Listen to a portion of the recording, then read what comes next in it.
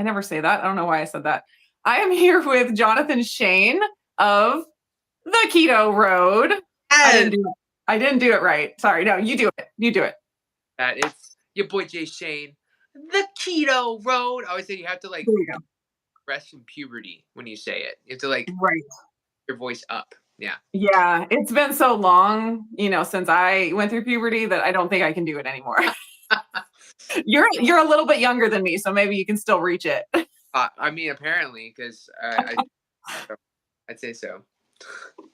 All right. Well, let's just go ahead and start off. Well, first of all, everyone in the chat, let us know where you're listening from or watching from.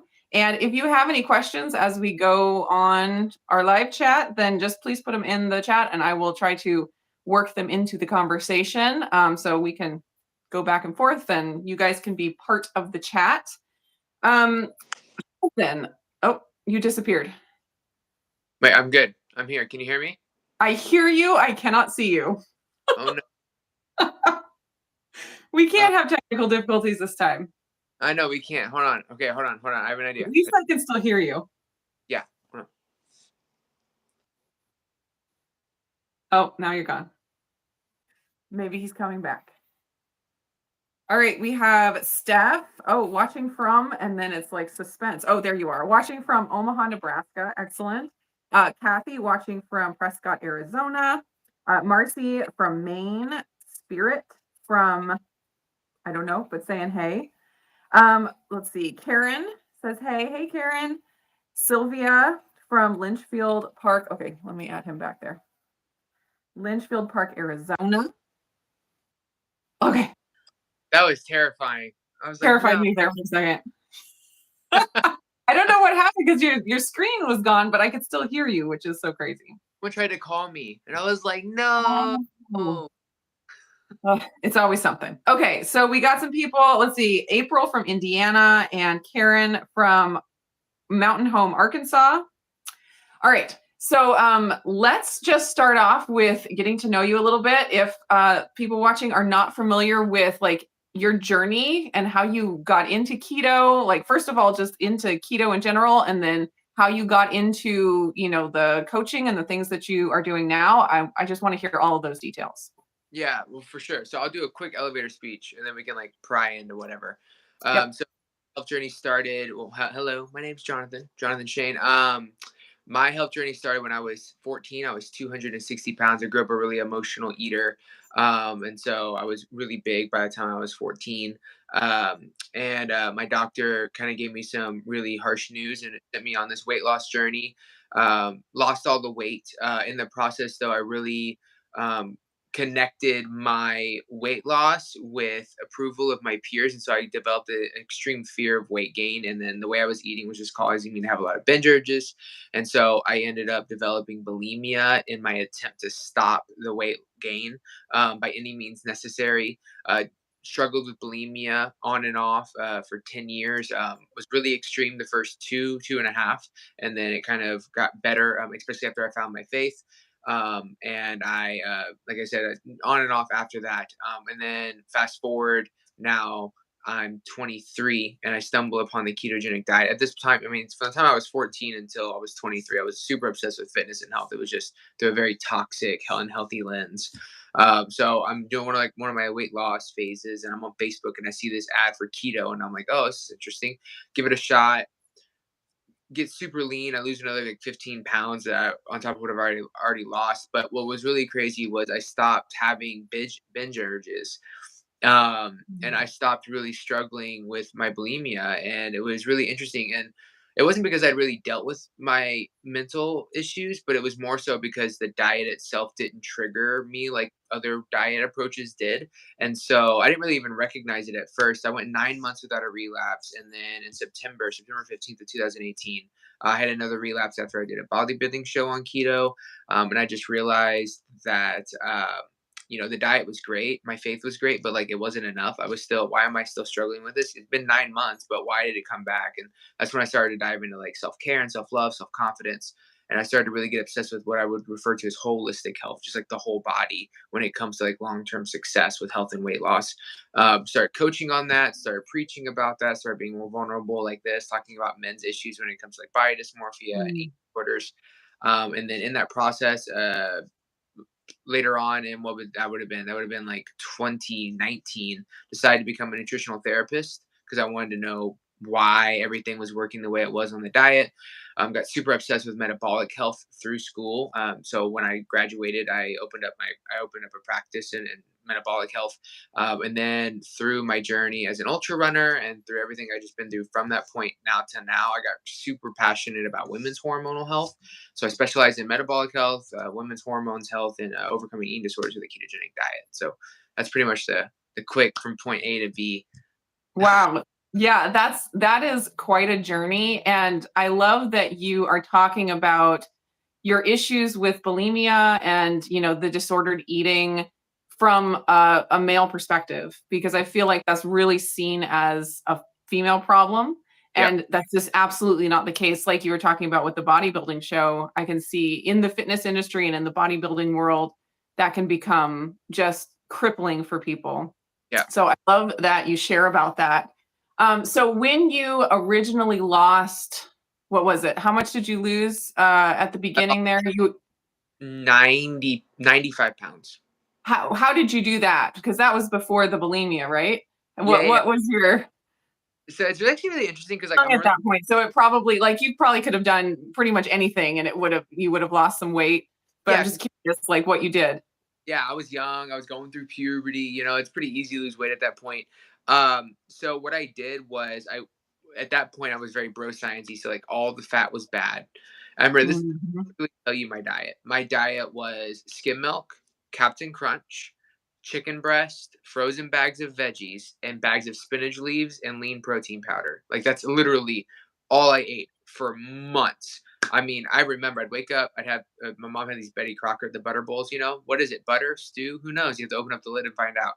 So I would crunch and skim milk, eat it, and then I train. And at this point, I was actually running to my school, so I'd put all my clothes in my backpack. I'd run 3 miles to school. I'd work out, and then I would not eat anything, and then I would go to football practice, and then I'd come home. I'd have another bowl of cereal. I'd have a protein shake of skim milk, spinach leaves, and lean protein powder, and then for dinner.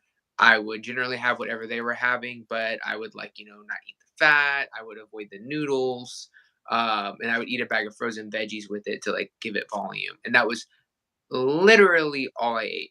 I'm not even kidding. As far as training went, like I said, I was running. Like it's funny, I run now a lot, and I always was like, well, I started running about 3 years ago. But I really think about it, like I've always kind of like running was something I actually did a lot when I first lost weight. It's just when it's been over a decade, you kind of forget. But as I talk about it more now, right now, it's like the past couple of weeks, I've been like, I actually started running a long time ago, and like I'd run, school 3 miles, work out, run 3 miles back. I did that like all summer, the summer that I lost weight. And yeah, so I lost. Let's see, I think I lost 95 pounds in about 18 months. Wow. That is amazing. Now I see just such an obvious progression from that kind of a diet and weight loss to an eating disorder. Like in it, like looking now with, what I've learned about diet and health, it makes sense because you eat like that and I don't know, maybe you didn't, but I'm imagining that you had the idea that you were going to eat this diet and then lose the weight and then you'd be able to go back to what you're eating before, like it was just a weight loss and then you can eat a regular diet like a regular person again. Did you have that kind of a mindset when you were doing it? It's a lot of people do, but no, actually. So Oh, okay. I was like, okay, I was so, yeah, you have to understand, like, okay, my bulimia, to explain this, I have to kind of set up things that I know now that I didn't know then. My Mm, bulimia was not the root cause of my issues. It was a manifestation of my body dysmorphia and my lack of mm, like self identity. Like I didn't like who I was, and I needed other people to like me, and so I would keep a certain image, and I would and like so my sense of value and worth was dictated upon other people's opinion of me. And so I had a very distorted view of myself, both visually. I remember there's been so many times I've looked in the mirror and then like I'll look at photos like, I'll go, oh my gosh, I can't believe I looked like that then. And like I remember thinking how fat or how like I looked in that moment, but looking at photos of that Yeah. moment, I was in such good shape. Like I had a very distorted view of myself because I just didn't like who I was. Like I had no sense of self worth at all, and so my bulimia was a manifestation of those issues. Mm, Okay, so to preface that, now let's go back to your question. Like when I went on that diet, I started to lose weight, and I got bullied a lot. Like when I was overweight, I got bullied a lot. I was yeah. very much the person that got picked on. And when I lost all the weight, I stopped getting picked on as much. And so there was an association of Mhm. acceptance of my peers with my Yeah. weight down. Yeah. And And even like safety. exactly. So for me, like I never considered getting off the diet I was on because I needed to Wow. maintain that look to feel accepted, to feel validated. And so it was always like a complete lifestyle switch. In fact, even like looking back now, before I went keto, I still kind of did that same diet. It was very low fat, high protein. I tried to do minimal carbs, but I'd have like my days off. And so what ended up happening though was because of how malnourishing the diet was, because it was so lack of fat and lack of Yeah. nutrients, I was starting to have binge urges because I was malnourished. I was not eating a lot of calories. I was not eating any fat. And so my body was craving fatty foods and was craving like calorie dense foods.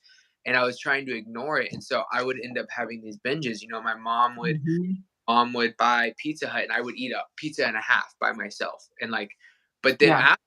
I would be terrified because I knew I was going to gain weight from that. And so that the fear of gaining weight coupled with the binge urges due to the way I was eating is what developed my bulimia. Like I Mm. remember the first time I made myself throw up. Like I still remember it. Like I still remember that first time Yeah. for a binge. And like yeah, so it's a little different because it wasn't like the eating disorder didn't develop because I was going back and forth between like an unhealthy diet and this diet that was still kind of unhealthy, but at the time was healthier. My Mhm. eating disorder developed because I was terrified of gaining weight. Yeah. Okay. That makes sense. Yeah. With the eat less, exercise more type approach that is the standard American diet approach. I use that in the wrong way, but the standard diet that Americans try is eat less, exercise more. And I describe that as like hanging on to the side of a cliff. Like you can hang on for a while, and some people are stronger than others. Some people have more willpower than others, but it's like there are things internally inside of you that want you to stay alive and want you to be healthy. And your appetite will push you, and eventually you get to that point of you can't control it. There are some people that, like I said, there's some people that have, more willpower than others and get farther along. But it's like eventually your body takes over, and that results in the binge. And then that, make puts you into that cycle of the binge and the purge. And so I see a lot of people, and I did this myself, where they work on intuitive eating, and they work on like all of the emotions behind why they overeat or why they binge eat, but they're doing it with a terrible diet. Mm, Like you said, a nutrient poor diet where you're not getting enough fat, you're not getting enough nutrients, and your body is screaming. And you're trying, like, I'm just trying so hard to listen to my hunger signals and to intuitively eat how much I'm supposed to. And to me, that always felt impossible. It's like a losing battle. It's like there's so much noise in your head from the lack of nutrition and the hunger that you can't even begin to start being intuitive about eating. And so that's what I love about keto. And when you start actually getting nutrition into your body, you actually can start listening to your body. Did you find that, like, as you transitioned from that, the whole bulimia and low fat and low nutrition, transitioning over to keto, what was that like? And how, like, mindset as well as, your body adjusting to nutrition actually being fed? yeah, so At first, honestly, like the mindset, anything that happened to me mentally was very like indirect. Meaning, I wasn't like intentionally trying to develop a stronger mindset. That didn't happen for almost a year after I started keto, like 10 months after I started keto. But I did notice I had more self control. I just didn't like have the urges that I used to have, and that's one reason actually I went to become a functional nutritional therapist, is because I wanted to understand why that was happening. And so keto is actually a really fascinating diet when it comes to like neurotransmitters and neurological health as it pertains to like eating disorder habits and things like that. So there's a couple things going on. So the first thing we look at physiologically is like your body's blood sugar regulation, because at the end of the day, like when your blood sugar spikes and crashes and your body becomes dependent on those crashes, and it's not or dependent on those spikes rather, and it's not dependent on ketones, because it's just not efficient at using them. It kind of is like a last resort when it's starving, because it has no idea how to use them properly, because it just doesn't, it's never put in a situation where it needs to. So when your body sees those spikes and those crashes, it causes a lot of hunger urges, because your body is trying to get quick energy again, because that's what it's used to having. It just wants that, right? It just wants what you've always given it, right? It's just Right. reacting. Right. Uh, so when you go on a ketogenic diet and that blood sugar stabilizes and that body becomes more dependent on fatty acids, you do notice that you have a bit more control of your hunger. Not that you don't get hungry, because I don't like the idea that people on keto never get hungry, because I get starved. I have I an do too. I do yeah. too. Some people don't. Some people have like no appetite at all, and that's fine. But like me, I Yeah. get starved. But like the point is, like I can control my, like if I can't, if I don't have, like if I can't eat for the next 8 hours, like I'm like okay, like I just like figure it out. I'll eat later. Like it's not something I overthink anymore. I'm not gonna have a blood sugar crash. I'm not gonna start shaking. Right, like my body's not dependent on that, and that's gonna give Right. you more control just from that perspective, right? So then we go to the next perspective, which is your gut microbiome, right? So when you're eating a more processed standard American diet, your gut flora is really jacked up. And when you happen to reintroduce more of a ketogenic diet, you're going to really create a healthy gut flora, much healthier, especially if you're doing like a standard ketogenic diet, especially someone that just starts, because they're not going to be doing carnivore, which is a whole other thing. Not good or bad, just is another thing.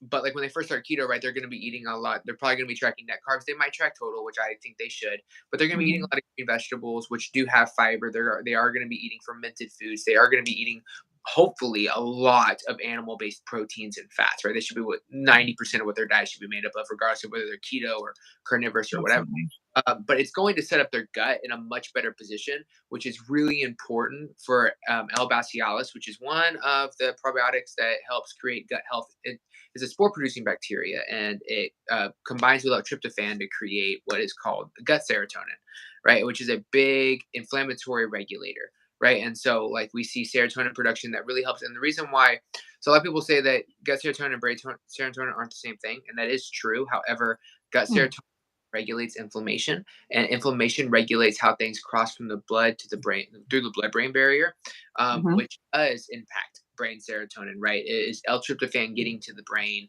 Is vitamin D getting to the brain? Are they able to synthesize and create brain serotonin, which stabilizes your mood? And so the ketogenic diet it just creates an environment in your body from a gut perspective, from an inflammatory perspective, and from a blood sugars perspective to allow you to have better neurotransmitter health, right? Balance, dopamine and serotonin balance, sex hormone balance, Mhm. which overall, those things do like how we know that we have messed up neurotransmitters is they manifest neurologically, meaning like when we have like depression or we have anxiety or we have ADHD or we have any kind of like mental health thing going on. It's because we have a neurological imbalance, neurotransmitter imbalance, generally speaking.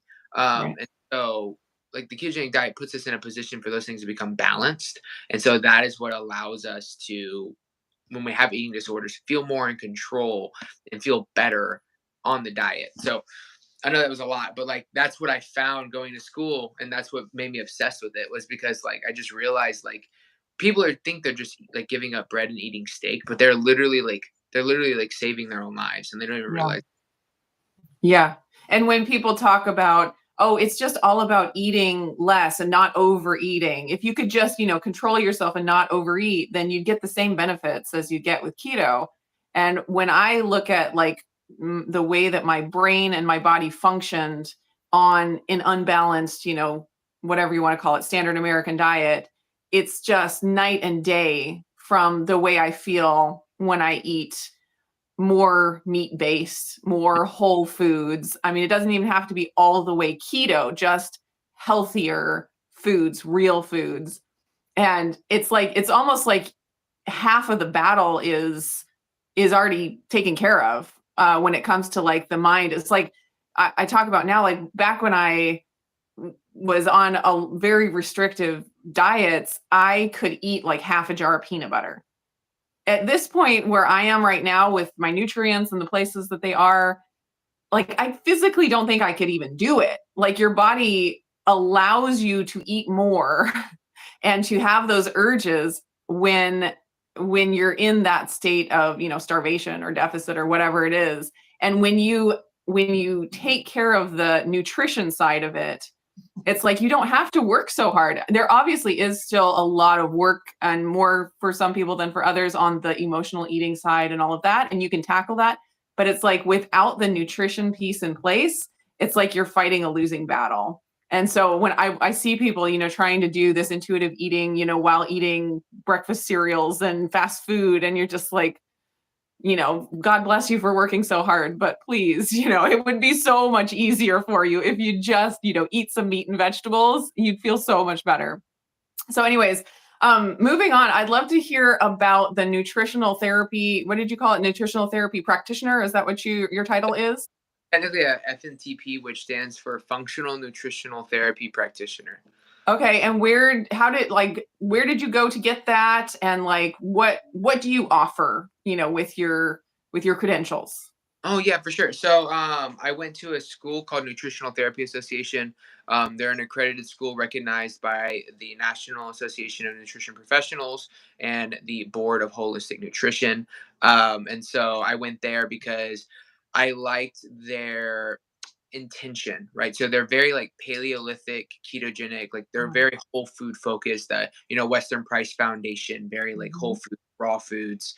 I learned so much from that school.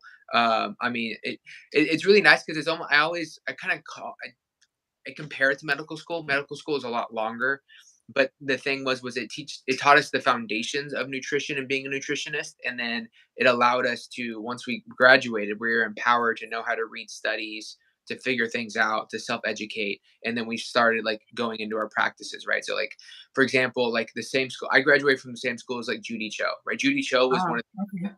in my class is where I met her. She graduated the year before me, right? So she's a carnivore gut health specialist. I'm a Mhm, metabolic specialist in ketogenic and mhm. Paleolithic diets. Danielle Hamilton is a blood sugar specialist, right? She's an NTP, and so like Mhm. uh, it allows you to go to all of your different, chase your dreams. You're not like kind of stuck in one niche. Okay. Gives you all the foundational things about all the systems in the body, the endocrine system, digestive system, circulatory system, all those things. As far as with my credentials, what I offer, so my biggest program is called the Holistic Health Program, and so it is a weekly call, daily messaging, weekly nutrition and macro update, workout program, morning sleep routine program. It's very invasive. I'm very involved with my clients. In fact, I only take 16 at a time because of that, because I'm very Mm, with my clients. I specialize in metabolic health. So like anybody that's like not losing weight on a ketogenic diet or not losing weight at all, they want to learn how to do keto, or they want to fix their ketogenic diet because it's not working anymore. That's my forte. Like reverse dieting, fixing metabolisms, getting somebody back into a normal place where they're regulating their metabolisms well and they can actually lose weight at an actual decent amount of food. Idea of eat more, upregulate, mhm. all my forte. But I really have a passion also for like women's health, like helping women understand their hormones, their cycles, how that relates to the ketogenic diet, carbs in the ketogenic diet if you need it, understanding how that works.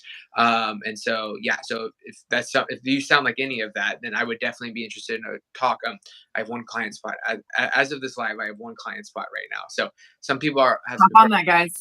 but that's okay. Yeah, I offer free consultations. So if you just want to see like what it is and what I have to say and if we'd be a good fit, you can go to theketoroad.com and go to the Keto Road coaching page, click on me, and then just schedule a free call. And I do a free 30-minute consultation with anybody that just wants to chat and figure out if it'd be a good fit. So Awesome. That's very cool. yeah, Okay, I have a question, and this might be a little bit controversial. So, okay. but I'm really curious. This is something I'm curious about for a lot of people. Anyone that is keto but not carnivore. Uh-huh. So right now in the keto world, there's a lot of people that have the idea that carnivore is like keto 2.0.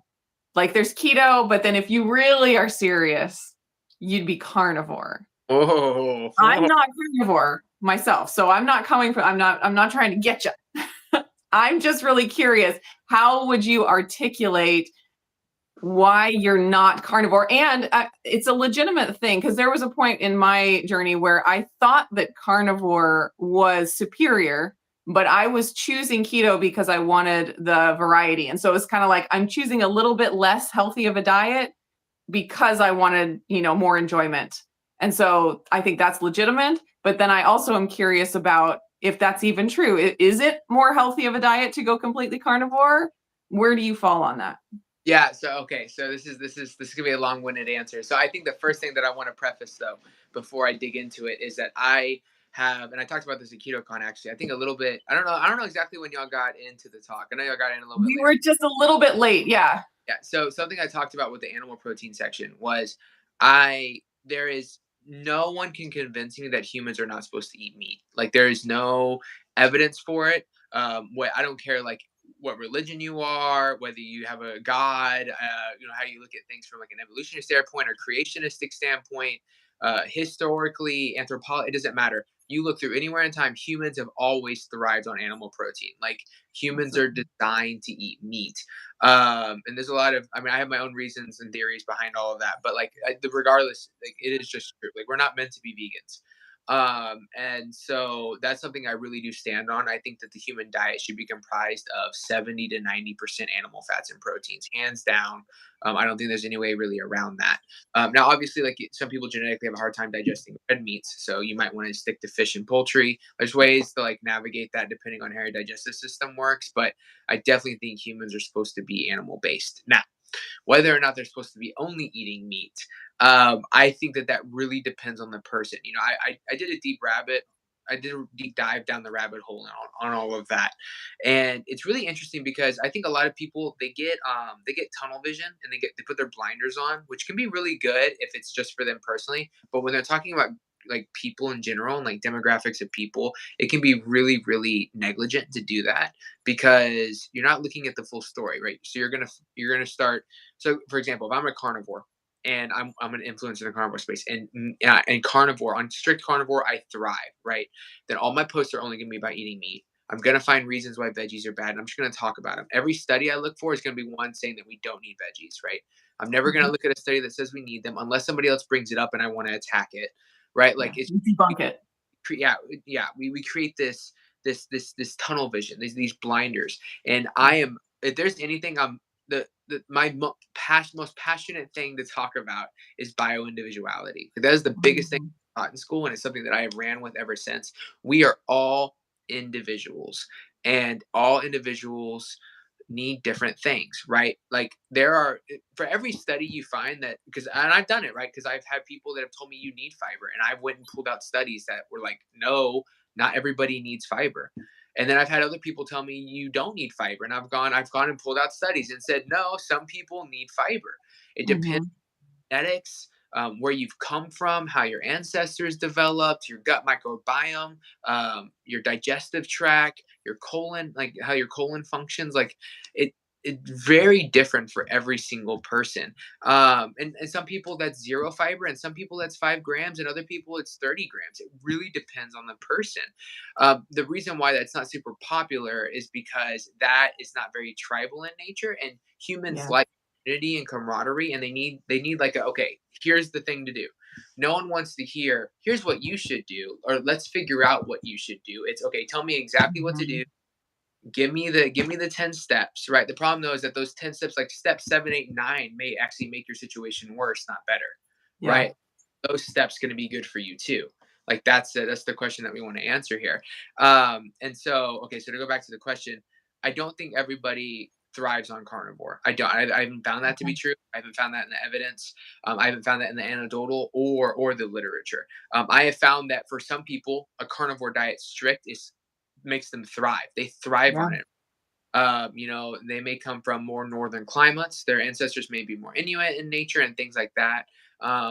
but they definitely thrive on it, right? There's no arguing that. Like, think of the Sean Bakers of the world, right? And other, Mhm. right? I know plenty of people that aren't like as hulkish as Sean Baker, and they still thrive on a carnivore diet. So Like I'm not. Kelly Hogan, for example. Yeah, yeah, it's a great diet. And it's I think everybody should do it at least for 2 weeks because I think it's a great gut reset. If you're like I've always eaten really crappy and you need to like reset your gut, going carnivore for a couple weeks can literally clear the pipes, literally. Mhm.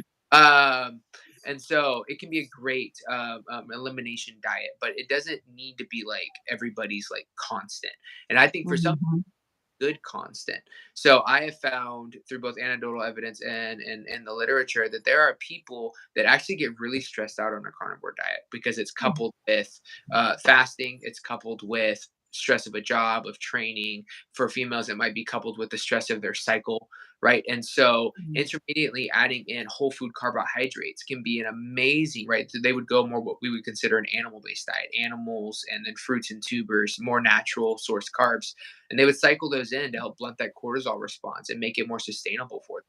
There's a lot of women I know that go carnivore and they're good the first year or two, and then all of a sudden their hair starts falling out and they start getting moody, Mhm. start losing their periods, and they start eating more and it doesn't come back. And they're like, but I can't go back to carbs because carbs are evil. And it creates this narrative of like, oh, an apple's bad. And so they end up just like literally killing themselves because they're terrified to go back to a food that isn't necessarily in the proper context a bad food, right? Like an apple is not a funnel cake. It's not necessarily a bad food, but Right. it's just context. And so I found that some people do need some strategic carbohydrates. I found that some people don't need extra high glycemic carbs or simple carbs from fruit. They need a little extra fiber in their diet. Helps regulate their bowel movements. It keeps them from getting bloated. It helps with their digestion because if they just eat meat, it literally runs through them. And so Mm. better because fiber slows it down. And so I have found people, and there's again there's science to back that up. For some people, right? When we think about studies, I could literally rant about this forever. By the way, if we look at studies, a lot of things I think is really important is that when we look at a control group of like say 100 people, there's 7 billion people in the world. So whether that control group, the outcome is no fibers needed amongst 70% of them, or fiber is needed amongst 70% of them, that's still only 100 people out of 7 billion. Like to say that like that is the standard is asinine. The fact that we do that is asinine to me. Like, and we do it, and we do it both like on both sides, right? Whether it's strict carnivores or it's like only if it fits your macros, which I have plenty of issues with that group. But like the point is like nothing is that black and white, not with the human species. Yeah. And so being willing to look at yourself as an individual and say, okay, is this what I need? Okay, if this isn't what I need, or this isn't helping me long term, what are this? Okay, so for example, if you're going, if you've gone carnivore and it was helping you, and you're still building muscle, but you start noticing other issues, you should be empowered enough to say, okay, obviously I know I need meat. I know I build muscle. Um, I know that this works really well. Okay, but I'm feeling this, this, and this. What do I need to do? And you're able to make, okay, well, you know what? Maybe after I work out, or maybe like X, Y, and Z days a week, I add in, a bowl of berries and raw honey with my steak. All of a sudden, everything's fixed. You should be empowered enough and confident enough to like follow that approach because it's working. Mhm. And Yeah, so even though it's different than the guru that you yeah, follow on social media. exactly. You should never walk in the footsteps of your favorite influencer. They are not you. So Yeah. that is my long-winded answer to that question. It depends. Yeah. Well, I love that. I love the message of bio-individuality and finding what works for you. And then beyond that, what's been driven home for me in the last about year is that we can even change our own bodies. Like Mhm. a year ago, there were so many foods I couldn't tolerate. And through like gut healing and different protocols and things, I can tolerate so much more. So even like we're all bio-individual, but then beyond that, it's like we can affect our bodies and the way that it processes food. And so we can even make changes there. And I feel like a lot of people, and I've been this person before, where it's like if I eat a food and it causes me some sort of pain or issue, I want to say this is an evil food. This is a morally bad food, and we are only going to stay with the morally good foods. And we're gonna, have a no list and a yes list. And I just have really moved on from that because there's so much nuance involved. Like even with the fiber, it's like, yes, for some people, fiber can be damaging. It can be, cause serious bloating and pain. But then for other people, it can feed the good gut bacteria in their digestion and it can actually be a benefit. So like the whole morality behind food, I just feel like that just needs to be gotten rid of. Yeah. And so we can actually like think through it clearly and actually, be helpful to people. The morality just doesn't help. Yeah, I have 3 absolutes when it comes to people. 1, fats are good for you, right? And you should be Mhm. at least 50% of your diet should be coming from fats. 2, we are meant to eat animal meat. Like we should be eating animal meat. If we're not, we need to figure out why you can't tolerate it and fix that. 3, Twinkies are always going to be a bad food. Like those are like my rules. What if you are starving to death? Is a Twinkie? Oh, I mean it's still bad, but I mean calories a calorie. Well, but it would save your life. I don't care. It's still bad. All right. All right. So when we, Lindsay and I were at KetoCon, I think it was the first day. Did you speak on the first day? Yeah, I did. That's right. Yeah. We stumbled into your breakout session and I had not heard you speak before. And I don't even remember why we stumbled into that one. It just was, it was a God thing, I guess. And so we go in there and sit down and you start talking about at a keto conference, you start talking about eating carbs and how it's might be okay for some people sometimes. And I was like, oh my goodness. And I got my phone out because I had to get proof that you were actually saying this. And a few months ago, I did a video where I shared my experience adding some carbs to my diet and watching my blood sugar go down because I had a CGM. And so I was trying to articulate like why that would happen and how it could happen and how, you could overshoot it. Like I was trying to articulate all that. And I was sitting there listening to you saying the kinds of things that I was trying to say in that video. And I was just like, yes, yes. So I would love to hear your thoughts on carbs because we've established that they're not just morally evil all the time for everyone. What are your thoughts on carbs and how do you use them for your clients and for yourself in your diet and their diets? Yeah, absolutely. In fact, real quick, I'm actually gonna pull up the slides from KetoCon. I have them up right here. Oh, nice. Just you mentioned it. I was gonna bring them up. So I'll actually turn around. And I'll actually like walk everybody through this section Nice. of the conversation. Okay, so now before I turn the slide, I think it's super important to understand that there are a couple things that before we get into the idea of whether you should have carbs or not, there's some questions that you need to answer, right? And I called them the dirty 5, but it's, are you eating enough calories, right? So like, are you dieting too long, too hard? Have you taken a break?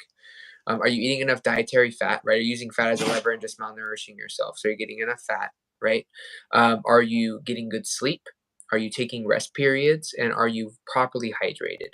Like, because all 5 of those are extreme stressors if the answer is no, right? And so like, if those are all good, you've dealt with all those, you've addressed all those, and you're still experiencing some of the symptoms we'll talk about, then this is your conversation.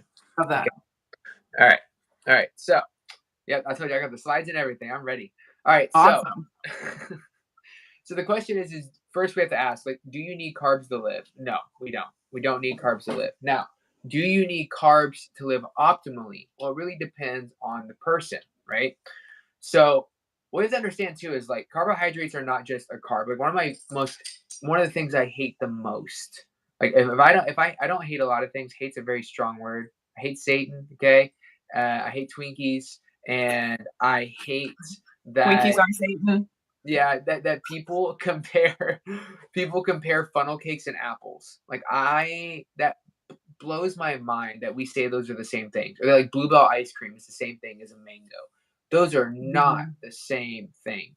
One of those is grown from the same ground. Like we love to go grounding. I know everybody here probably has heard of grounding and getting your feet in the dirt They grow from the same frequencies and vibrations that we grow from, that we heal from. Like they literally, like they're like a part of the earth that we live from. Like they're so different than like some factory made sugar seed oil covered thing. So they kind of know. So you have to understand carbohydrates in order to apply them properly, because it's important that we choose not to eat carbs, not from a place of fear, but from a place of empowerment. We know what they are, we understand how they can be applied, and then we choose not to have them because we do not need them. Not, oh my gosh, I should be terrified of these things, let me never touch them. Because if you come to a place in your life where you do need them, you're about to have to hurdle over a lot of hurdles to be able to Yes. even include them in your diet and not be terrified of them. Okay. So as you can see here, there's 4 different kinds of carbohydrates, and those break down into 11 total different kinds of carbohydrates. So like a funnel cake, for example, is going to have 1, maybe 2. It's going to have glucose and starch, or just glucose, depending. An apple is going to have at least 5 of those carbohydrates. So it's a much more complex food, and it's also natural. So there's things like there to consider. All right, now, what can the overconsumption of carbs do, right? We know this. We know it can cause insulin resistance, diabetes, it can promote disordered eating habits, and it can be pro-inflammatory, right? However, how can carbs benefit you? Improve insulin sensitivity, regulate blood sugar, promote fat burning, fight inflammation. As you can see, these two contradict each other. How does that make sense? Well, if I were to replace this with fats, you would agree with me, right? If I put saturated and monounsaturated fat here, and I put seed Yes. oils here, you would absolutely agree with me. Seed oils make you insulin resistant. They can contribute to diabetes. They can be pro-inflammatory. However, healthy animal fats can improve insulin sensitivity, regulate blood sugar better, promote fat burning and fight inflammation. So you can do this with fats too. You can split these up, right? It's important that we give each macronutrient the proper respect so they can properly understand them. Now, why would you ever need carbs? Okay, so first we have to understand that keto is a stressor. It doesn't matter whether you thrive on keto without any carbs or not. Keto is a stressor. Like that, it just is. When your body goes into ketosis, the reason why your body's able to maintain a ketogenic state is because of a process known as gluconeogenesis. Like we used to be really scared of gluconeogenesis when the keto first became something hot. And the Mm-hmm. reality is that it's actually not a bad thing. It's the reason we're able to be keto in the first place. But you have to understand how it works. Every time your blood sugar wants to dip into too low of a level, your body releases just a tad bit of cortisol that triggers your pancreas to release something called glucagon, which creates sugar, right? Triggers the whole gluconeogenesis process. So it's oozing out just a little bit of cortisol at a time. Okay.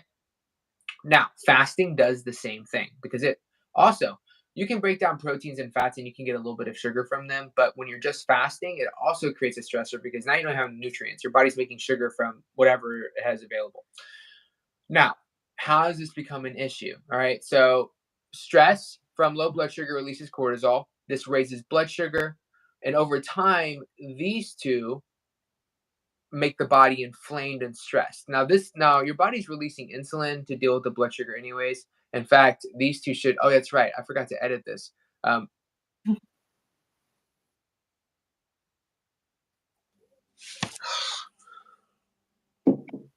Hold on one second. It freaking froze.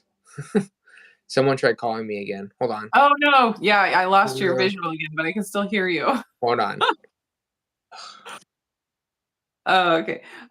So yeah, Lindsay, he did say, I think he did say Bluebell ice cream was evil. So I know we really appreciated all that he was saying up until that point, but I mean, I guess now we can't listen to anything he says. Just kidding. Just kidding. Let's see. Of course, I'm in Oregon, so Tillamook ice cream is the best. I can't say Bluebell ice cream is better than that. You're back. Okay.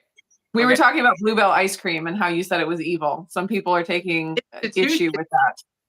I understand. Hey, Yeah, I'm fine with you dissing on Twinkies. hey, I'm from Texas, okay? I remember when Bluebell like had like that E. coli outbreak and they stopped selling it. That was Oh before yeah. I was keto, and we were all very mad. I was mad with them. Okay. So, anyways, to go back just quickly, I don't have to go back to the slide, but just to go back to that cycle thing. So, your body stress releases cortisol. Cortisol raises blood sugar. Then, blood sugar releases insulin. Your body releases insulin to deal with that. That's fine when that happens periodically. When it's happening chronically, at very low levels, it's still okay, right? Obviously, people are strict keto, strict carnivore for a very long time, and it's no problem. However, when that's I call it your stress tube.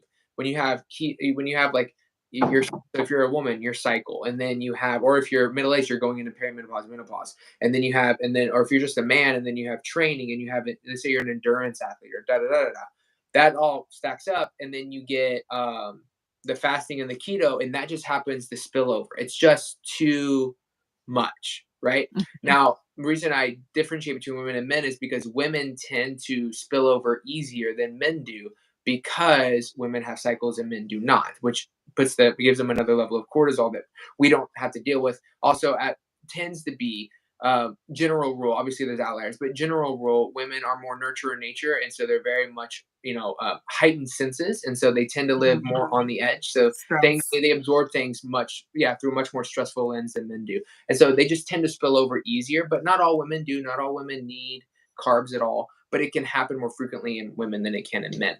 Um, Right. and so, but basically, so your body does that chronically. So it just starts chronically oozing out cortisol, then sugar, then insulin, cortisol, sugar, then insulin. And eventually that starts to inflame the body.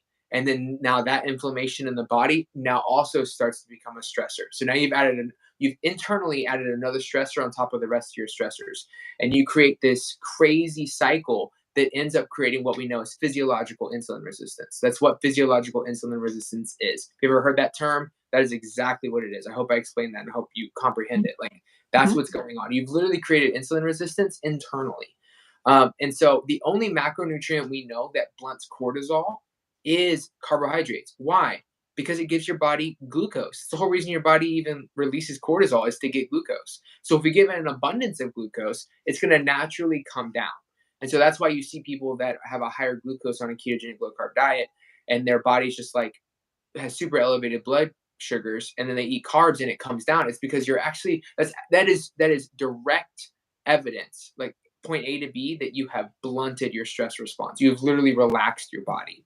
And so Interesting. what I always cup it up to is, these people are using carbs to burn fat better. Because if you're eating keto, strict keto, like 10 total carbs, 20 Mhm. total carbs, and your blood sugar is 120 all the time, 115, you are not burning fat like you should. You're just not.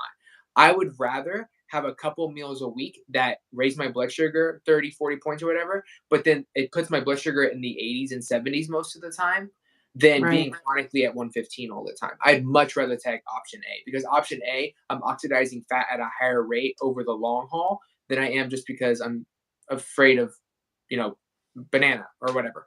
Right. And so, yeah, and so this can happen in some people. Some people it doesn't. Some people it does. It depends on the person. I see it more often in women than men. Men more often if they're like endurance athletes, like me, like as an ultra runner. That's how I found out. That's the whole reason I even got into this, was because as an ultra athlete, I just remembered that. I just realized that like I needed some carbs because this cortisol from the running was just too much. And then I started to notice that the symptoms I had as a runner, but I was keto, strict keto, and I was dealing with depression and soreness and mood swings and bad sleep and all this stuff. And then I remember, I'll never forget, it was like 3 years ago. I had a female client that came to me that was perimenopause. I was like, "What are your symptoms?" And she started giving me her symptoms, and I was like, "Those are the same symptoms I had like 6 months ago." And I was Hmm. like, and so I was like, "I want to try something," and she was willing, and we fixed everything. Wow. And that's when I just got super, because I was like, oh my gosh, so many women are just being told carnivore harder, eat more meat, you don't need carbs. And some don't, but some really do. And they're literally hurting themselves trying to Yeah. fit the narrative. And it's frustrating, because there are women that are amazing, and they are very passionate, and they are very healthy on a strict carnivore diet, and they're just sharing what they know and what they believe to be true. I have no ill will towards them. But other women Mhm. are following them, and I'm just Yeah. like a man over here, like, hey, I'm not a woman, but hopefully you listen. Yeah. And so that's just kind of like the voice that I've become in this space, and I love it. I love it. I Yeah. love helping people break the mold. So Yeah, I think it gets really tricky for some people who really do have that food addiction yeah, piece, yep, because like I've heard Laura Spath talk about this. She's a carnivore and she's had some of the same issues like you've talked about, but she says she's at the place where if she has a bite of, sweet potato or whatever, she's going to end up in the Bluebell, what was it, Bluebell ice cream. And so that's where it gets kind of tricky for some people. They just need that super narrow, I just eat meat in order to stay out of that eating disorder. And so it's like, for some people, it's like, I would rather choose the extra cortisol and try to figure out other ways to bring it down than to, eat the carbs. But then for those that maybe aren't quite in that same food addiction place, adding the carbs is just a really easy way to, blunt that cortisol. And I like that it's an option. I like that it's available. It's a tool. There's so many different, gurus and people, influencers out there, and they have all these different tools, and people want to fight, against each other and, pit this person against this person, high protein, high fat, this or that. And I'm like, can't we just have all of these tools in our toolbox? No, And people want drama. Duh. right. Yeah, seriously. Yeah. So let's see. I have another question for you, but I was gonna yeah, go ahead. No, I was just gonna say, so on that though, like that's why this is something that I've really dove into deep and I'm really passionate about, is because I do have an eating disorder, right? I have bulimia. And Yeah. so like helping people navigate, because I've struggled with the same thing, reintroducing carbs. And so a lot of people I work with come to me, like, so most of my clients, 90% of my clients are women that have eating disorders that need carbs in their diet. That's like literally like 90% of my clients. Yeah. Because like I just know how to navigate those avenues. And I do agree, actually. I just want to preface that, like I've said that before. I even said that at KetoCon, I believe, that like it's better to be suboptimal than not optimal at all. So it's like, Mhm. if you know that you probably need this, but it's just not something that is good for you right now, and it's just going to make you go completely backwards, and it's not worth it, right? It's better to be like 90% than 0%, right? Yes. 1000%. I do think though that there's ways to navigate it, which obviously like we don't have we don't have enough time to like dive deep Right. into that, Yeah. but like there's a lot of psychological, like avoid trauma based foods, which is like a whole thing. Mm. There's plenty of carb sources that aren't sweet. There's a Yeah. lot of carb sources that are not sweet. So you can avoid sweetness if you want. Really working on the mindset of like, I think the reason like a lot of people, like if they have a sweet potato, they go to the bluebell. I think a lot of Mhm. reasons that happens is because they combine, like kind of what we talked about earlier. When people think funnel cake, they think apple. They're the same thing. But like, Yeah. so when people think Carbs are sweet carbs. potato, but it's not. A carb is not a Exactly. carb. A carb Exactly. ice cream is not a sweet, but that's what we've been told for the past 5 years, right? And it's worked. Avoiding all of them has worked. And so the idea that we have to now separate them, and have you ever heard of the term abstainers versus moderators? Yes. Okay, Yes. so something that I work with people on is, there's a difference between being a macro abstainer and a micro abstainer, right? Ooh, I And like. so like a macro abstainer is someone that just cannot have anything that's carb related. Whereas a lot of people, most people are not actually macro abstainers. It's just easier to be that. A lot of people are what we call micro abstainers, meaning there's certain foods they avoid, but they can have others within a certain macronutrient, right? So for example, right, like I'm not a I used to be a macro abstainer. I just avoided carbs altogether. And now I've become what I call a micro abstainer, meaning there's certain things within carbohydrates. Like I have not had white flour cake, for example, in 7 years. I've not had a single bite in 7 years. I have not had Bluebell ice cream in almost 8 years, Mhm. right? Mhm. I don't eat grains. I haven't had gluten that I know of in Right. 7 years. I have very particular foods that I eat that I'm comfortable with eating. Fruits, white rice, sometimes non-GMO organic oatmeal. Like those are the raw honey. Those are like the carbs I stick to. There's certain foods I stick to, and there's certain foods that I haven't touched since I went keto, and I still will not touch. And so understand, like if getting into those nuances is kind of what I help people do too, because if you really want to be optimal, that's kind of like the nuances you have to get into. Like, for example, I had a client, right? They used to binge on mashed potatoes, but they had never had a sweet potato in their life. So we introduced sweet potato, and they're fine. They have no issues with it because there's no trauma associated with that food, right? Right. They can't have bananas because they used to binge banana pudding, but they can have mangoes and raspberries, right? Because there's no Interesting. trauma associated with that food, right? Yeah. And so, like, learning to navigate it through the eating disorder lens is like something I'm really passionate about too. So, yeah, it's all fun. Okay. I have a question, a kind of a technical question about the carbs and women's cycles. Mhm. What I've experienced and I've heard from a lot of other people who go low carb and meat based is that the cycle length gets shorter. So, cycle coming at like day 23, day 24 rather than 28. And I heard somebody at some point talk about eating carbs at a certain point in the cycle in order to keep that from happening. Do you know anything about that? Oh yes. Oh yes. That's definitely Would okay. Now we're love getting to to hear fun it. stuff. Okay. Yeah. All right. So you technically have. I'll just kind of go through the whole thing. So you have 4 phases of your cycle, right? You have your menstrual phase, you have your follicular phase, you have your ovulation, and your luteal phase. Okay. Now, for nutrition's sakes, the menstrual phase and the follicular phase are just the same phase, really. So that's days 1 through about 12, 1 through 12, and that is when obviously the first 5 days you're going through the menstrual phase, you're bleeding, then you stop, and then you get ready and you peak up for ovulation, and then you have your luteal phase that's preparing you for your next menstrual phase, right?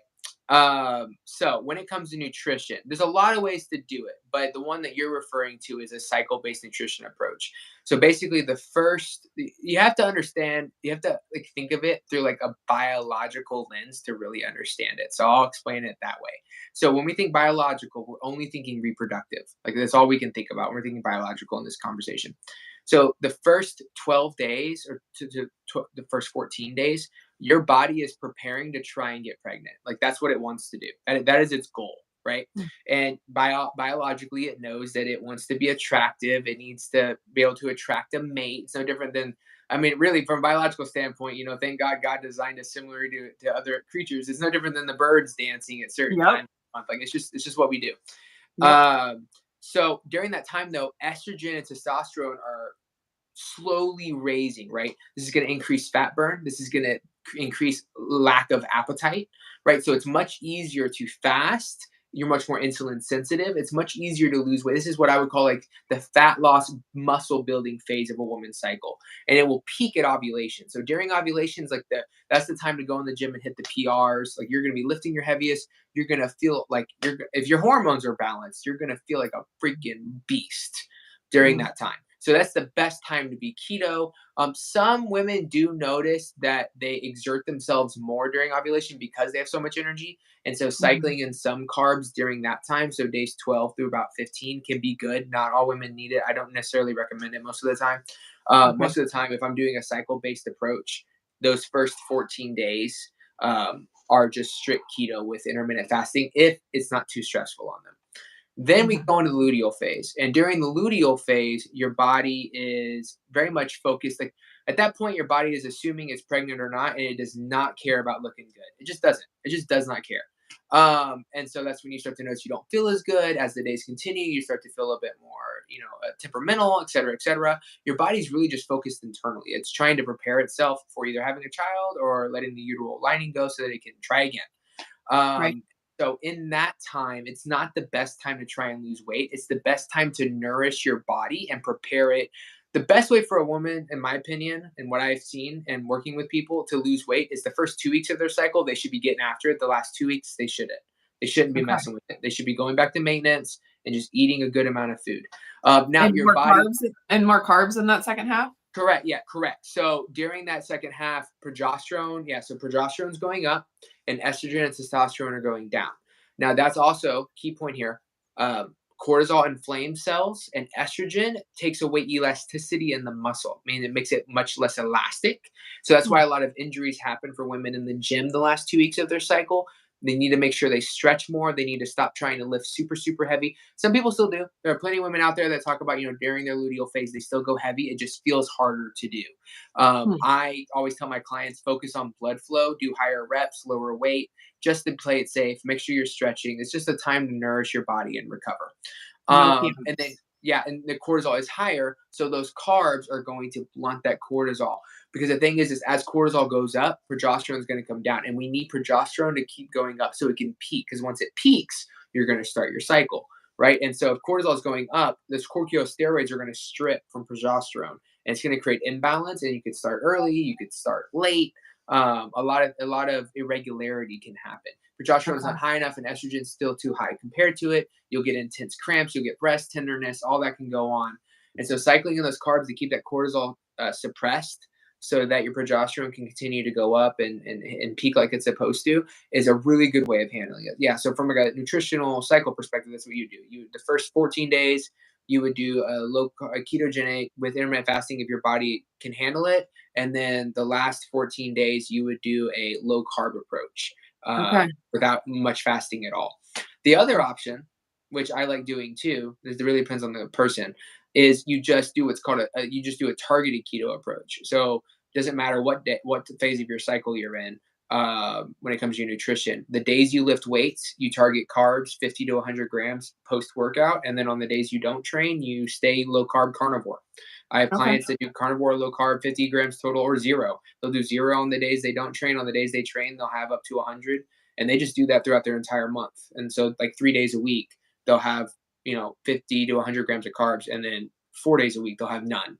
And that seems to do the trick just as well. Yeah, that's awesome. That's very cool. I'm gonna have to like go back and watch this section again just to like, get all of those details. That's very cool. Okay, so we're at an hour here, and there was a question from Lindsay. She says, you bring up fruits and vegetables that are higher carb, but what about nuts as a carb source? They're misnomered as keto friendly, but are higher in carbs. Does that work for a carb source? No, I don't. Okay. This isn't at Lindsay. This isn't at Lindsay. Lindsay, I love you. I do not like it when people call nuts carbs. Oh, okay. I don't. I think that is such like it does nuts a disservice. And no, I'm not saying they're necessarily good. So give you an example. Okay, almonds. Let's use almonds. Almonds, whatever. Okay, there's 16 grams of fat per serving. There are 160 calories per serving, right? So let's look at this from 16 times 9. It's 144 calories. Or no, sorry, they're 180 calories. So 144 of those 180 calories are from fat. All right, so let's do some cross multiplication. 144 times 100 divided by 180 calories. 80% of almonds is fat. That is a ketogenic food. That is not a carb. The closest thing that you could consider a carb would be cashews, but even then, they're still like 60% fat. Like, there's not like nuts aren't carbs. They have some carbs, and the reason why people consider them a carb is because they're so nutrient dense that they add up fast. You eat 3 servings of nuts, it feels like you only ate 1. You're up 18 Yeah. grams of carbs. Now it's a carb, but it's like, Yeah. but you also just had 50, 60 grams of fat.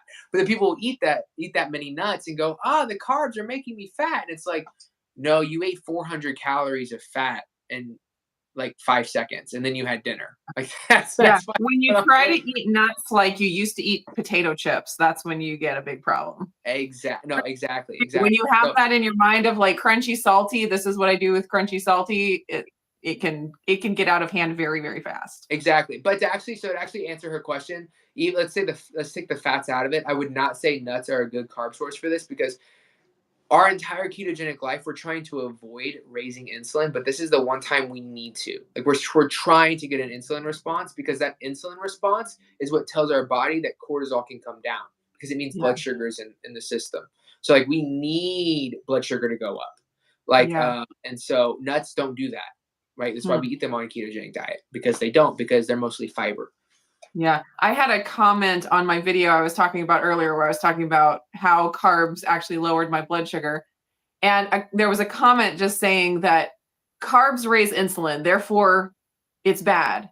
And in my mind, I'm thinking, but the cortisol is raising insulin also. Like, is that insulin any different than the insulin that's raised from the carbs? And if you raise the insulin from the carbs and it causes the insulin from the cortisol overall to go down, isn't that a net benefit? Like, that just makes sense in my mind. But there's this idea that no, carbs raise insulin, therefore bad. It's like, oh, it's like so many other things in the body where it's just more complicated than that. No, exactly. But that's that tunnel vision we talked about. That's those blinders that they put on. Because the reality is that in our bodies, people our bodies are fine-tuned machines. Like anything goes out of whack, it's bad. Okay. You can have too much cortisol. We know what that does, right? On a standard American diet, or like if we just are too stressed, our body just shuts down, right? We can have too much insulin. It causes insulin resistance, right? We can have too high of blood sugar. We can have too low of blood sugar. We can have too high of ketones, especially with too high of blood sugar.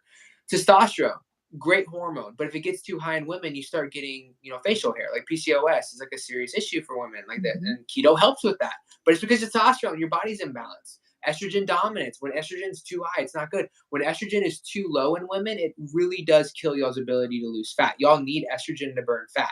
Progesterone, it should be high during certain parts of a women's cycle, shouldn't be high during others, right? Like every hormone in our body has a positive window of time where it shines, Mhm. and then the problem is that when we try to when it's shining when it shouldn't be, like that's the Mhm. problem, right? When insulin's high when it shouldn't be, right? So like if you're having if it's high occasionally, like when you work out, insulin's going to go high because your body's going to release glycogen to deal with the muscles of working out. You're going to get a high. If you drove your insulin immediately after workout, it would be higher than it was if you were fasted. If Mhm. you drew your blood insulin levels after you yelled at your kids, they would be higher than before when you were fasted, right? Like insulin goes high all the time because it's without insulin. Like when people say insulin's bad, you would be dead without insulin. Understand this. Right. You would be Right. dead. You would starve to death. Your brain would literally starve to death. Your body needs insulin to put the 30% of glucose your brain needs every day into your brain cells. Like you would die. Insulin is an extremely good hormone. It's just that unfortunately in our modern era, we abuse it because we eat Twinkies Mhm. all the time. Um, so, Yeah. but yeah. And isn't it ironic that when we say insulin is bad, therefore I am going to eat nothing that raises insulin, you're actually causing that same, like you're causing higher insulin sometimes if you're having that cortisol response. And so it's funny how you can get so hyper focused on we are never going to eat a food that raises insulin and you end up causing higher insulin. It's just mind blowing. Absolutely. As an anecdotal thing for me, I my A1C was running at 5.0 on keto carnivore. Not bad at all. So I never was in like a danger zone of getting my blood sugar too high or anything. But I started adding carbs, and I saw on my CGM that my blood sugar was lowering when I added some carbs. And I started eating about 100 carbs per day, and my A1C went up to 5.1, which that was not really that much, but I hadn't seen it go up at all for a long time. And I was like, maybe that's a little too much. So I dropped my carbs down to about 50 to 70. Mhm. And then I saw my A1C drop to 4.9. Mm. So I like found my little sweet spot with carbs. It's like 100 is probably too much for me all the time. I'm not an endurance athlete, but that 50, 60 range, like that's just my sweet spot. My blood sugar loves it. And, I get to eat a little bit more variety. So it makes me happy. Love that. I think that's great. Yeah. All right. So we should wrap up, but we need to get to your products. So you have developed some products, and I want to hear about that process. Like, I want to know what products you sell and like why you decided to create them and like the process there. Yeah, so I have a company. So I have my nutrition company, which is Keto Road LLC, and I have another company called Performance Gains, and it is a supplement-based company. We started about a year ago, and Energized Reds was our first product. It came out in January, so we've been selling it for about 5 months now. It's my baby. I so everything as a practitioner, it's the only practitioner-backed performance-based supplement, meaning like from a nutritional therapist perspective, because all my colleagues they do like adrenal supplements and hormone balancers, but like none of it's like performance based. And then a lot of the Mhm. performance based people, they give like Jim Stepani and like other people that are like nutritionists, registered dietitians, and all that. But there's no like nutritional therapist that's like backing up a performance based product. And I was like, there's a niche here that needs to be filled. And so I love impacting people with the ketogenic diet, and I hope that I bring more people towards a more whole food based diet and a ketogenic diet. But I needed another outlet to do that. And so I really just wanted to impact people in a broad sense. And so performance gains was based on that idea, the idea that I'm a big believer, and this kind of like leaves the diet space a little bit and more goes towards like self-identity and stuff, that we can all perform. Like we all have the ability to be amazing human beings that can do extraordinary things.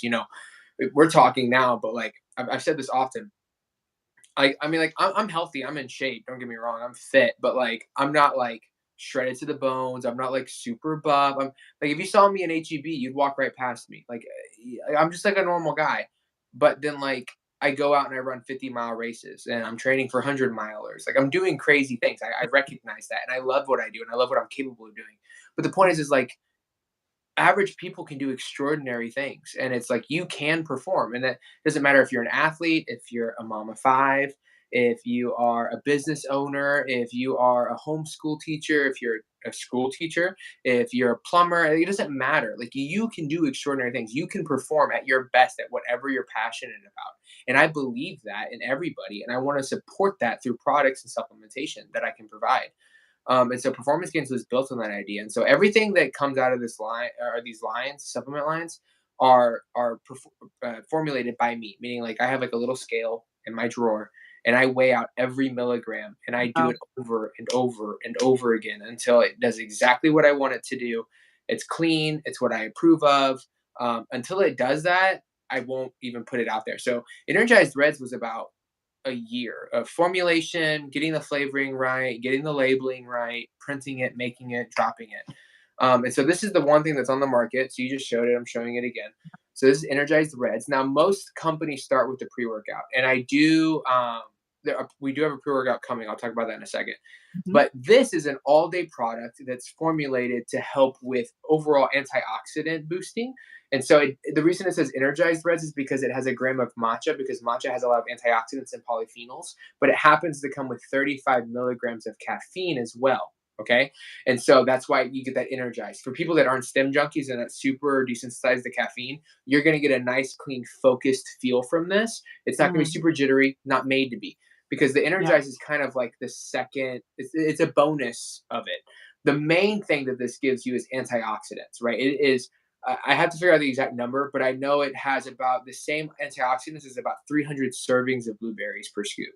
Like it is extremely potent. And it has beetroot. Anecdotally, I've had a couple people that have emailed me telling me they don't take their blood pressure medication anymore. They just take scoops of this, which is What? wild. It's got two. It's That's got 2 grams crazy. of beetroot.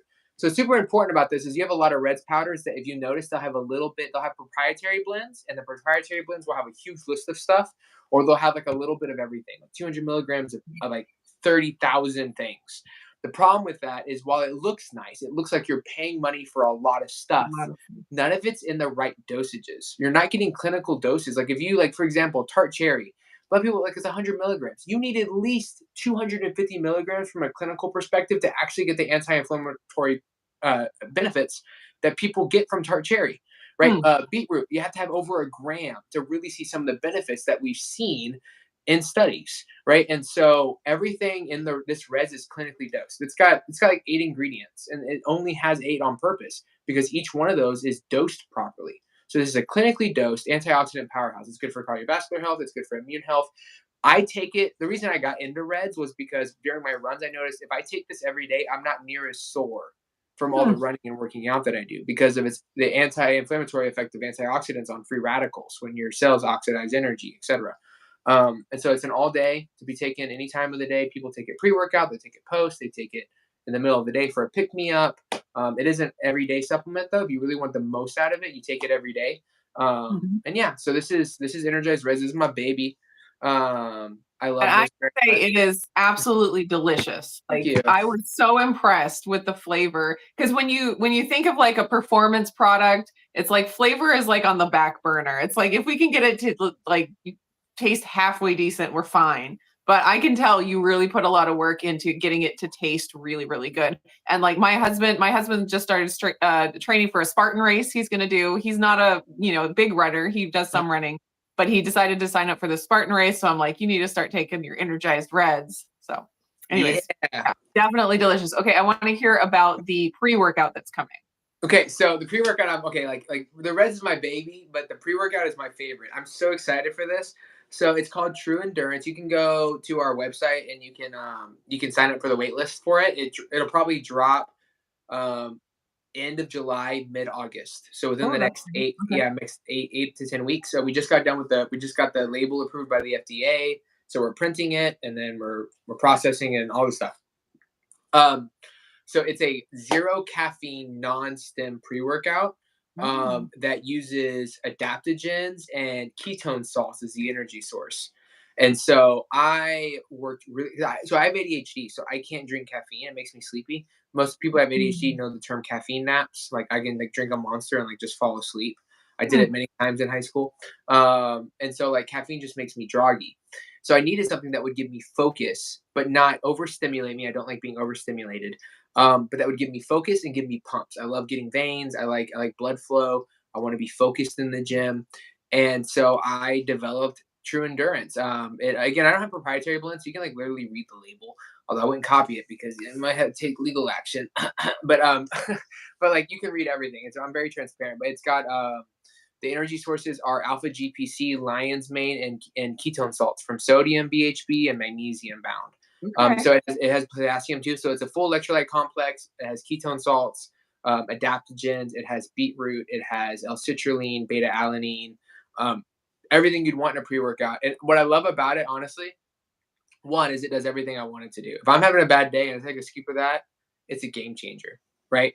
But it's also because the alpha GPC is the reason why I went with the dosage that I did is because that dosage has been shown to help with fighting Alzheimer's.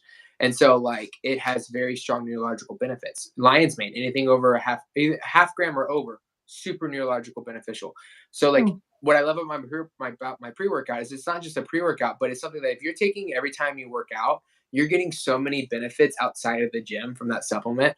And like that just gets me on my knickers. So yeah, no, I'm really, really excited about the True Endurance. It's a it's That's a it's a awesome. one of a kind pre-workout for sure. Awesome. I can't wait. So I've never tasted a product containing ketones that tastes good. So I'm really looking forward to It your tastes product. really good. So it's called the flavor sour berry punch. And Sounds good. so yeah, and so it's like I want to say it kind of tastes like a Sour Patch Kid. That's how I try to describe it to Yeah. people. It's got a little bit of a tartness and then it goes super sweet and it has magnesium in it, so it has a little bit of a fizz. It's very Mhm. nice. It's very Okay. enjoyable. That sounds awesome. All right. I will put the links down to all that. Also, before we wrap up, tell everyone you already said the Keto Road, where everyone can find you if they want to work with you, if they want products, Instagram, where are you at? Literally Instagram, TikTok, Facebook, online, email, everything the Keto Road. Uh, the Keto Road at gmail.com would be the email, but literally anything the Keto Road. And then performancegains.org. Just spell it right. Don't even worry about the spelling. It's technically not spelled this right, but I'm not going to get into it. But yeah, just performancegains.org will take you right to the website if you want to look at the supplements. So yeah. Yeah, and then you gave me a code Indigo Mm, for a I did. discount. So if 5%. anyone wants to order the energized reds, I'll put that down in the description as well. Lindsay said she felt a little bit called out by her for her obsession with nuts. So Oh, I love you, Lindsay. yeah. Um yeah, I think let's see. Did anyone else have any quick questions before we hop off? We've been Yeah, following. Oh, Lindsay is addicted to pecans. pecans are good. But you know what? Something I think about, okay, not to get on a tangent here, but like, the buckets of pecans. I think about, okay, like literally like 200 years ago, you didn't get that. If you wanted pecans, you were taking a rock and you were cracking some shells. And after about 5 or 6 of those, you were done. The fact that we have access to just a whole handful is so unnatural to humans. It should be so much harder to eat nuts than it is for us. For sure. Totally agree. Totally agree. Real quick, Dustin was asking, what would be some optimal sources of carbs if someone wants to cycle them? What kind of carbs do you do? Uh, tubers and fruit. Tubers and fruit are like honestly your best bet. You can check with your blood sugar monitor and see like if you respond better to like white potato or sweet potato, berries, different kinds of fruit, but like fruits and tubers, like anything that is fruit bearing or is root bearing, meaning like so I like stalks are never good. Like anything that grows from a stalk is no bueno. But if like it has a vine and it produces a fruit, so like squashes, fruits, fruit bearing trees, potatoes, anything that like the roots bear a food, those foods are all great. I found. Okay, yeah, and going back to that bio individuality, checking your blood sugar after you eat them can be so helpful, just to Yeah. find the ones that are just right for your body or whatever. All right. Well, let's hop off. Thank you everyone for joining us. Thank you, Jonathan, for spending the time this Sunday afternoon. You got to get back to your daughter. It's been an absolute pleasure, and we'll have to do it again sometime. Absolutely. No, thank you for having me. I really, really enjoyed it. Awesome. Thank you. Talk to you later. Bye.